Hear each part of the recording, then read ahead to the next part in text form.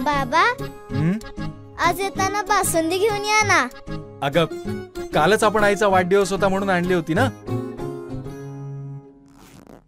ऐकलं? हं. गोकुळची बासुंदी पुन्हा खावीशी वाटतेय. खरं सांगू, मलाही खावीशी वाटतीये.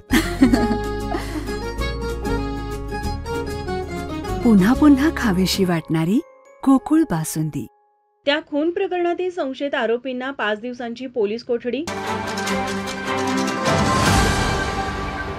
फुलेवाडी रिंग रोड गंगाई कॉलनीजवळ शुक्रवारी मध्यरात्रीच्या सुमारास पूर्व वैमनस्यातून महेश राख याच्यावर 8 ते 10 जणांनी धारदार शस्त्राने हल्ला करून महेश राख याचा खून केला होता.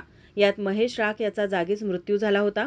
या प्रकरणी स्थानिक गुन्हे अन्वेषण शाखेच्या पथकाने सोहम शेळके आणि मयूर कांबळे या दोघांना ताब्यात घेतलं. तर करवीर पोलिसांनी रविवारी रात्री जुनेद पटेलला ताब्यात घेतलं. तसेच आज सद्दाम कुंडले, आदित्य गवळी, धीरज शर्मा या संशयितांना पोलिसांनी ताब्यात घेतलं आहे. यापैकी सोहम शेळके, मयूर कांबळे, ऋषभ साळुखे, पियुष पाटील आणि जुनेद पटेलला या संशयित आरोपींना पोलिसांनी न्यायालयात हजर केलं असता न्यायालयाने या संशयित आरोपींना 5 दिवसांची पोलीस कोठडी सुनावली आहे. या खून प्रकरणाचा मुख्य सूत्रधार सिद्धार्थ गवळी याचा शोध करवीर पोलीस घेत असून लवकरच त्यालाही ताब्यात घेणार असल्याची माहिती पोलीस निरीक्षक किशोर शिंदे यांनी दिली. माझा महाराष्ट्र न्यूज, कोल्हापूर.